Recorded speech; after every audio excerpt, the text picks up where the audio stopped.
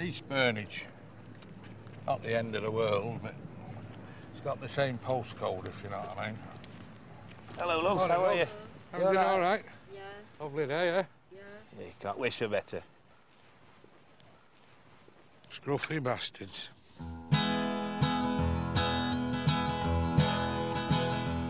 Burnage Council Estate, South Manchester. This is Oasis territory, where Liam and Noel Gallagher were brought up. It's also home to one of the highest crime rates in the country, where 1 in 6 of the residents have a criminal record. However, since community support officers were first introduced 5 years ago, things have started to change. As to the question of whether CSO should be trained to carry firearms, not on my watch. Of course we should be trained up to carry guns. And it's not going to take long, is it? How long can it take to learn to pull a trigger? It's not rocket science. And if they're not going to let us carry guns, at the very least, we should be allowed to carry knives. Vince Flanagan, an ex-car park attendant, is one of the longest-serving community support officers in Burnage.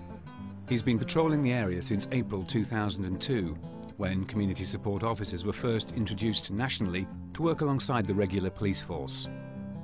Today he's joined by new recruit Duncan Harding, a former assistant stock taker for Argus Stores. Duncan's just completed his 3-week training course, and from today onwards will be Vince's new partner. We work hand in hand with the local constabulary, helping them out when they get a bit stretched, that sort of thing. I see us as the eyes and ears of the proper bobbies. That's why I joined. It's all about teamwork at the end of the day. We're a band of brothers, aren't we? We're all in it together. Brothers with blue blood in our veins. Aye, aye, here's one of our lads now. All right, mate. Oh, yeah. He must be new. He doesn't know the code yet. They generally give us a bit of a bib.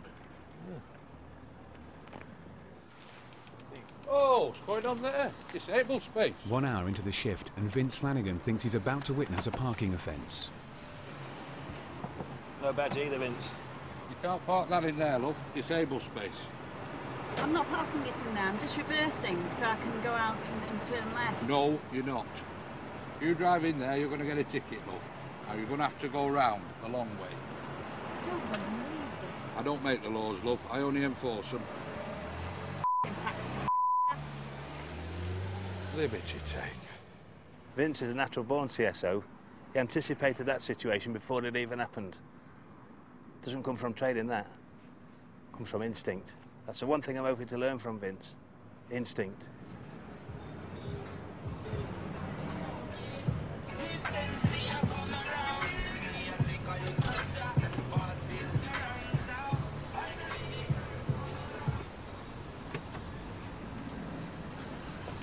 You gonna be there long, mate?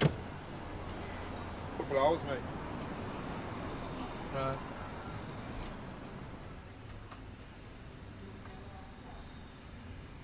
Of the 16 CSOs that patrol the Burnage Council Estate, 7 are female. 28-year-old Josie Baines from neighbouring Longside joined 18 months ago after failing her final exam to become a driving instructor. Vince partnered me on my first day. I remember us walking past my old school, and as we walked past the gates, some 8-year-old shouted, "It's the bleeding filth!"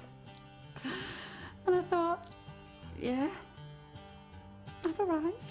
35-year-old Trevor Harris has been working with her since February 2007. Right, girls, how you doing? You right? He decided to become a CSO after moving up from London, where he lost his job as a care assistant at a retirement home for the elderly. Thank you. I'd like to move on, thank you. The biggest buzz I get out of this job is when my radio goes off.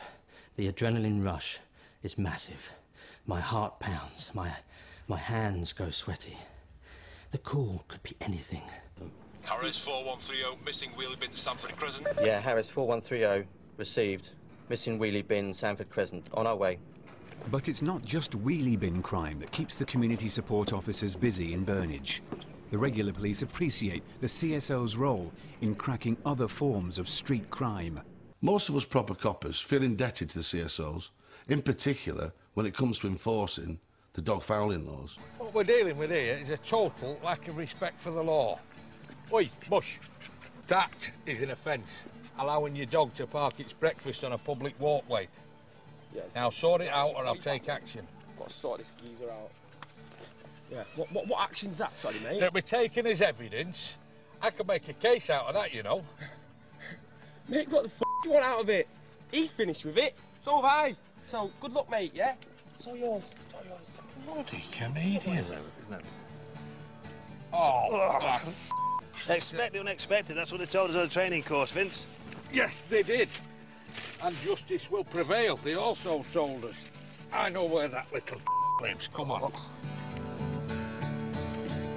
Dog fouling's not just unsightly, you know. It's a health hazard. People get dog shit in their eyes, they can go blind. Mind you, there is a school of thought that says the gift of sight might be wasted on people who go around putting dog shit in their eyes.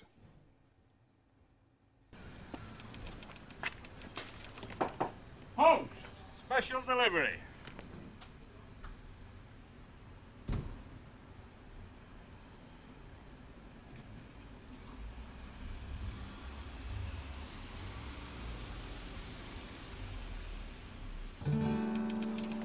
Have you seen they've put another one of them speed cameras on the edge of the red light district? That's a good. It's slowing them up, isn't it? It's a good Clever, thing. yeah, slows them up, then we get them for curb crawling, see?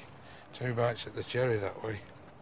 You get the girls and the driver, do you? You have both? About spotting the opportunities, lad. You stick with me, I'll show you how this game works. Rookie Duncan Harding has a dilemma on his hands. He's just found out that his father, Jimmy, has had an accident at home. But Duncan's half a mile away on the other side of town, with Vince.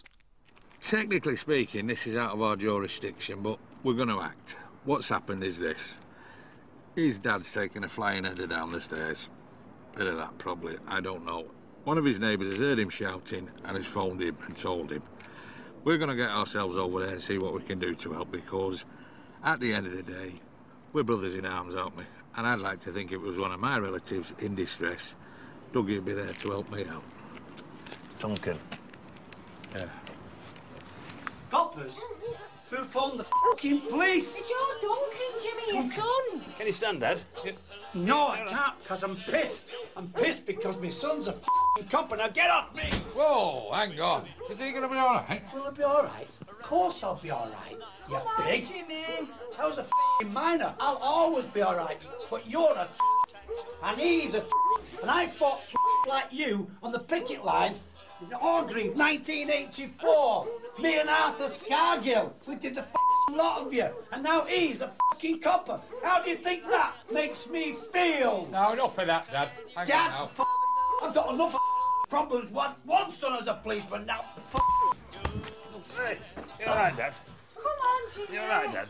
No. Why did you become a policeman? They're not proper coppers, Jimmy. You're more like traffic wardens, aren't you? Aren't you? You're more like traffic wardens. Yeah, just like them. Next week on CSO Manchester. Our sponsor's gone in. Vince and Duncan find themselves in the middle of an armed siege. And Vince rushes in to help. All right, Bush, how I can do? Get the f*** out.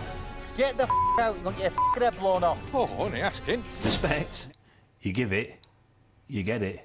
319, is that wanker back with you yet? Yeah, that wanker's back with me. Safe over.